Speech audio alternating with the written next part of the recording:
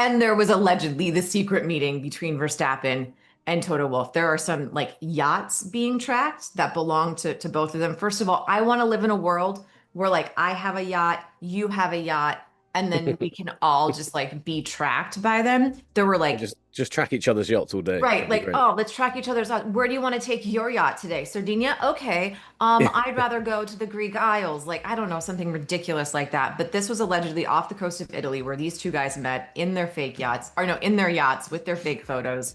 But then Mercedes came out and was like, no, there was no face-to-face meeting that actually happened. So all of this is going viral on social media. There are these AI photos. Meanwhile, what is actually happening? I'm not sure a huge amount is happening because I Okay. think what's happened here with this is, like you said, Nicole, we had the Christian Horner news last week. Then everyone gets very excited. I'm also amazed that people seem to know in advance. They're like, oh, like Max Verstappen's going here this weekend. I'm like, how do you know that? Like, how, Right. how, like, what do you follow? And it's not just him. It's with all the drivers. They're like, oh, he's going to like, San Marino next week. What are you talking? I don't understand how people know this stuff. But it was interesting to follow on Twitter or X. People getting more and more excited about these two yachts kind of being in the vague vicinity of each other, and obviously with the backdrop of we've heard the Max Verstappen Mercedes rumors for a long, long time. But speaking to people at Red Bull and speaking to certainly some people I know who are very close on the Verstappen side, they said this trip was planned for a long, long time. And it's not that unusual that there's certain areas of the world where these guys seem to all end up. I mean, if you look at where they all live and where they ended up, it's not Right. it's not the furthest stretch to go. I forget exactly where it was, but in 2020, all the drivers seem to randomly end up in the same spot for holiday. I forget the place, but there was this joke that they just all were in the same resort. So I think that I'm not saying there's nothing going on at all in the Max Mercedes camp, but I think this weekend there was a lot of nothing going on. People assuming that this was going to be done succession style. And I think, to be honest with you, if there are discussions going on with Max Verstappen and Mercedes, I imagine a lot of them have been done already, in terms Yeah. of pre-agreements, in terms of understanding where each other are. From what I understand, Verstappen and his camp know roughly the kind of ballpark figure Mercedes might offer if a deal was forthcoming. Doesn't mean one is forthcoming. We hear in Formula One quite a lot about what's called a pre-agreement, which is basically one team says to a driver, "Hey, if you're free in a year, 2 years, here's theoretically what we might offer you. Hypothetically, are you interested?" And the driver says, "Yeah, hypothetically we would be." And things get signed to that nature. None of it binding, but it gives all these teams an idea of kind of what the market is. And like Carlos Sainz, I remember having a few of those during his Ferrari time, or at least them being reported. So that in itself wouldn't be that surprising. But the idea that they're doing this 2 weeks before the summer break, getting all their ducks in a row, I don't quite buy it. I think that, Max Verstappen, especially when he leaves the Formula One track, I think the last thing he wants to do is spend a day of his hard-earned holiday talking to Toto Wolff on a yacht about a move that may or may not happen. And we That don't know seems so if totally Verstappen because he loves like all of that stuff so Yeah, much. exactly. And also the other thing that people are missing with this because I keep getting messages from people saying, "Has Max signed for Mercedes?" He cannot sign anything Mhm. until the start of the summer break. When that checkered flag drops at Hungarian Grand Prix, if he's fourth, from what I understand, and from what all the reporting has been around it, away from ESPN as well, that would open that up to him. Now, I don't know if there's other clauses that exist within that, but if he's third and then the Hungarian Grand Prix finishes, it doesn't matter what he's signed or what he wants to do. He physically can't leave. So I think it's all blown out of proportion a little bit because it's Max, because it's Mercedes. And part of me does wonder which side of the equation has enjoyed playing that side up more, the Max Verstappen Ooh. camp or Toto Wolff on his side, because he certainly hasn't done anything to quieten the noise. I'm not at all saying nothing's going on here, but I think it's interesting how excited people have gotten about it. Can I vote on that? Yeah. I honestly think the excitement and like the chaos and the you know what stirring, I think Max probably enjoys that more because think about it from the Mercedes side. Mercedes still has to deal with George and Kimi Antonelli, and some of the chaos and some of the rumors aren't making it for like a happy situation over there. Like it's not a happy marriage, it's not a happy honeymoon, whatever it is that you want to describe that. So the chaos, I think it's more enjoyable from the Max side of things than it is from the Mercedes side of things. So, Lawrence, one of the things that obviously Nate just touched on is this clause in Max's contract. And we don't actually know the specifics of it. but can you go back and like remind us what that is and what that actually means and why he can't do anything until X, Y, and Z? So it's yeah, performance clause which exists in a lot of contracts. Our understanding of it is if he's outside the top three at the summer break, he then has the ability to go and leave the Red Bull contract before it's due to finish, which is 2028. Of course, contracts can be bought out at any point in time. So if Mercedes, had the money to do so and came to an agreement with Red Bull and Max Verstappen made it very clear to Red Bull that he didn't want to be there, he wouldn't actually need the performance clause. It could be done. But of course, that's a very expensive way of getting a driver because likely Red Bull would want to make sure that Mercedes pay for that privilege of taking Verstappen off him. So I think that's what we're waiting on. I mean, this Sardinia thing I thought was pretty funny as well, because can you imagine you're trying to sign a contract like that and these guys literally live, a block or two away from each other in Monaco. Yeah, But they let's go decided to to Italy take, in our yachts. yeah, so they decided to yacht down to Italy, down to In full Sardinia, public view. off the coast. Yeah, knowing that their yachts can be tracked by various different things, to then sign a deal, with this like sunset backdrop or whatever.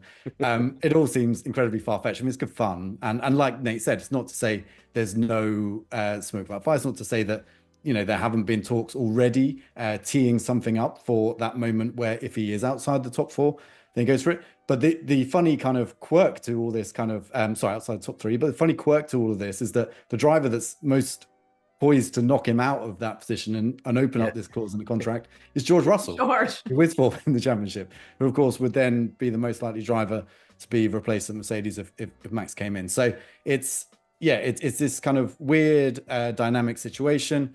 I think increasingly, with the Horner news last week as well, increasingly it would make sense for Max to stay at Red Bull another year. Then you get the benefit of seeing where everything maps out in 2026 under new regulations, who's got the best engine, who's got a handle of the chassis, who's destroying their tires because of, whatever reason.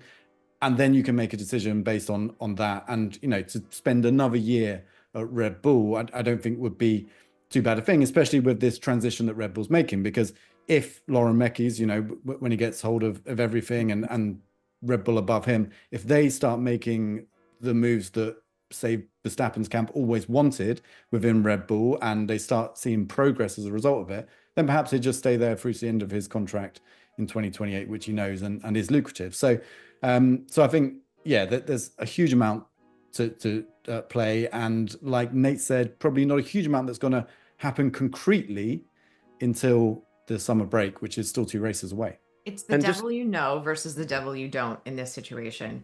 Because 100%. think about what Max wants. Max just wants to win. Yeah. And we're not even talking races, we're talking championship. And he knows who he's got. He knows what he's got, at least for the most part, if he stays at Red Bull. There are questions if he moves to Mercedes. And so it's like, why rush it? They're massively. And and just to pick up on what you both said, but Nicole, what you're saying there, what Max wants is what he wants.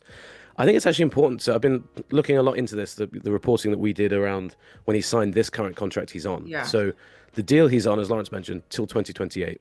He signed that in March 2022, which was a few months after Abu Dhabi. He'd just become a world champion at the time. So that's March 2022. His deal went till the end of 2023. So he had 2 years left. He signed a 5-year extension, which at the time I remember was such a big statement. He was saying, look, I'm here long term. Yeah. This is the place I'm going to, and it's, it's obviously proven to be true. I'm going to win multiple championships here. Now, and this isn't just talking to people over the last week. I've heard this in time, and it's come back to me over the past couple of days, thinking about it since the Horner news, and as we've talked more about Max. But I think when that deal was signed, if you think about that time, March 2022, that was before Formula One had had a Miami Grand Prix, a Vegas Grand Prix, a movie, before we'd had an 11th team coming in, before the likes of Oracle were really embedded from America. You've got all these American sponsorships. Yeah. The value of F1 now has gone through the roof since that time, and it reminds me a bit of Scottie Pippen in The Last Dance when he's tied down to that deal that he signs just before the NBA explodes into popularity, and then a few years later he's looking at it and he's like, I'm actually kind of underpaid here. Now, the Verstappen deal was reported $50 million a year, which at the time brought him level with Lewis. But you might look at that now, especially if you're Max, and say, well, actually, I'm a 4-time world champion now. The sport is worth way more money than it was before. And I remember hearing in 2023 that the bonuses that were attached to Max's deal actually capped out at about 12 wins. So he was winning races that year, when he went on that amazing run. And towards the end of it, and I'm not saying boohoo to Max because he's making a lot of money, but you think his agent gets part of that bonus, the bonuses, go to different places. Suddenly he wasn't getting anything. And there was a frustration in the camp of like, well, actually, this deal we've signed now, we'd like to get a new one. So Nicole, you said something really, when you voted that it's more beneficial for the Max side of things to have this Mercedes news out there. I actually agree with that because part of this as well, Red Bull have obviously spent the last couple of months thinking, we talked about it last week, which future do we want? The one with Horner and without Max, or the one with Max and without Horner? Obviously, they've gone towards the Max one, and you would assume that they are willing to pay up that amount to say, right, this is the amount we're gonna pay. So I don't actually think it's beyond the realm of possibility. I'm not, maybe not this year, because Lawrence made the point you don't want to tie yourself down long term. But I could see the end of all this just being Verstappen signs a bigger extension. He gets he gets a bit more money, he gets a bit more guarantee, because the one thing I do believe sincerely about Max is he loves the Red Bull company and what it means to him. I think that the Horner side of things, I think the two of them seem to have a decent relationship. But in terms of, you look at your Helmut Markos, you look at Mintzlaff and Mateschitz on the Austrian side, you look at Yediva on the majority shareholder. He has a lot of time for that team, and he's seen them slowly get better since he's been there.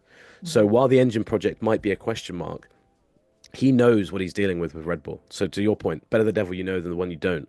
He knows, look, we might be behind next year. He might be braced for that. But he might also say, but we were behind in the late 2010s when I got there. And by 21, we were fighting Lewis and winning the World Championship. So I think that's quite an interesting one as well. I think everyone's just assumed that Verstappen's leaving Red Bull. If I had to pick, is he more likely to stay or leave? I think still leave eventually. But I could see a world now, especially with Horner not there, with this reset happening, Mackey's coming in, Lawrence alluded to all of that. I could see that being the outcome here. He just gets a massive new deal, and then he says, this is it now. The end of my career, I'm going, like, when that deal finishes, I'm done with F1, and I'm finishing with Red Bull as well. Because I think he genuinely does love the team, care about it, and see himself as a big part of its story.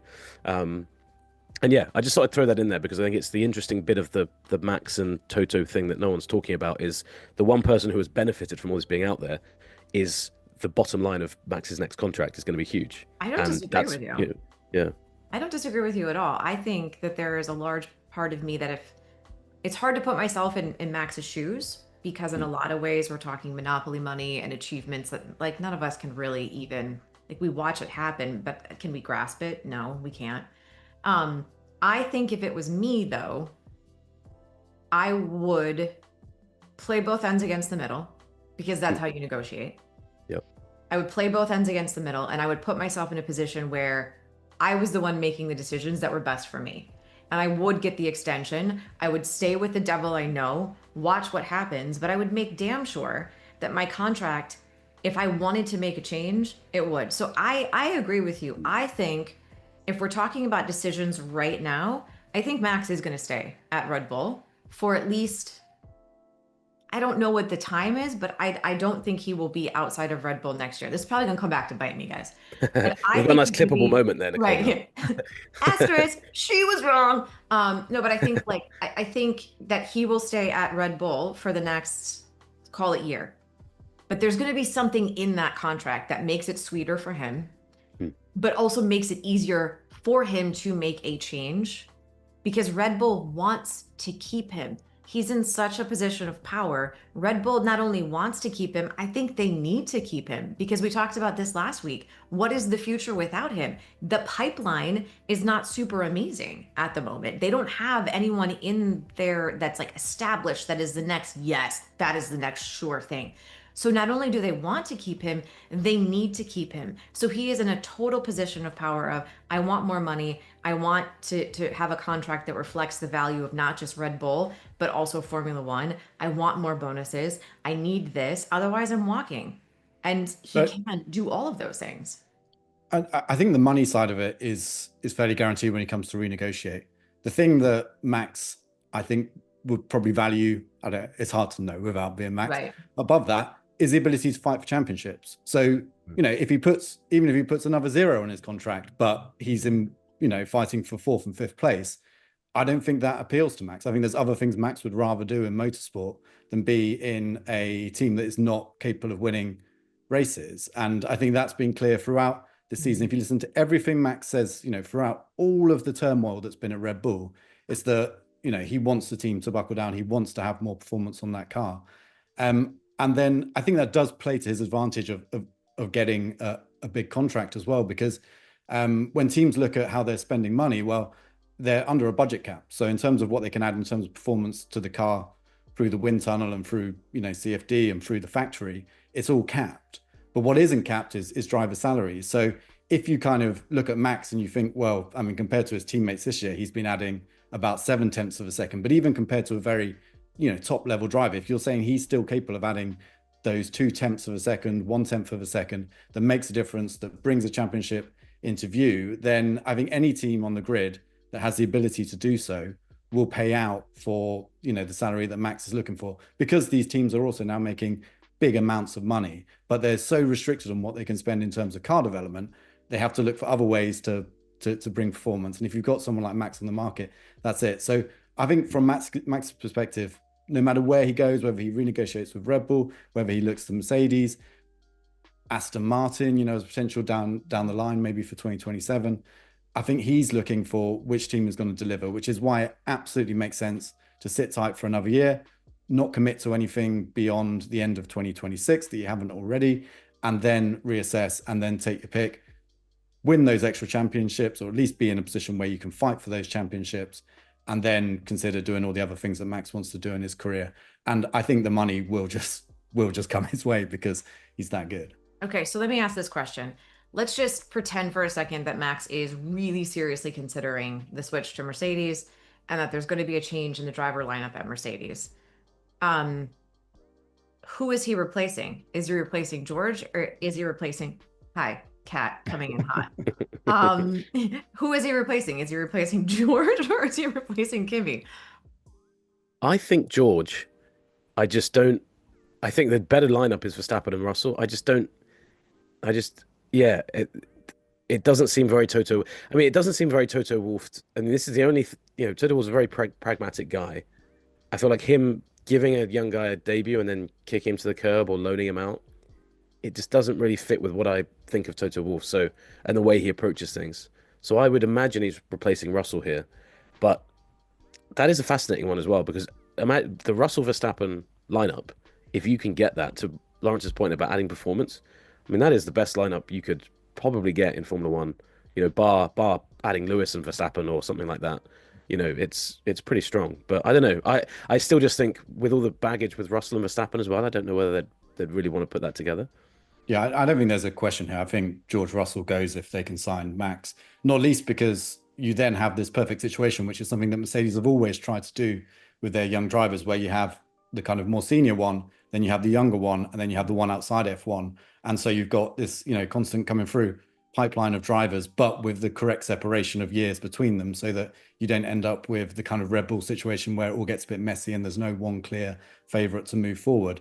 Mercedes has been very careful with that, and Antonelli has been their man throughout that. Now, it would be very unfortunate for George Russell, because at one stage he was that young driver coming through at Mercedes. If he gets replaced by Max Verstappen, but then it's Max Verstappen. He's a 4-time world champion. And George, no matter what his potential is, doesn't have that currency in the bank to be able to compete with that. So you'd also have a situation where Antonelli would learn a huge amount from Max. So in terms of, they really do at Mercedes believe that Antonelli is going to be an absolute star of the future. In terms of finding and every single ounce of performance from Antonelli, having him alongside Max, learning from Max, would work remarkably well. And what's more, there's actually a good relationship between those two already. Antonelli a couple of times has gone up to Max and kind of Max has put his arm around his shoulder. Even when they crashed in Austria, Max didn't go crazy at Antonelli, even though it was 100% Antonelli's fault. So it helped him with that clause. That's why. Helped him. What was that? Okay. It helped him with the performance clause, didn't it? It did. Antonelli. Well, Antonelli took him out. He was probably like, "Thanks very much, mate. Appreciate that." Yeah. I mean, but he's going to love George even more if George gets him, out of that position by getting the points necessary. Okay, so that's where I was going to go next. So if I'm George, I'm maybe not trying to get up into third in the championship right now. I'm not. I'm not going out there and tanking. I'm not going out, but I might. I'm gonna. There's you. I don't blame him either. I just there's self-preservation. That's my job. That's my seat. This is what I want to do. Not that long ago, I was considered the veteran driver of the team. This was supposed to be my thing. And now I'm being considered the one to be out. Why would I do something to jeopardize all of that? So if I'm going into the next couple of races and my name is George Russell, I might not try to get ahead of him on the track. I might not have the best performance in that car. Guys, I don't know what's wrong. Guys, this is all I got. Sorry, man. This is the best I can do. That's just me.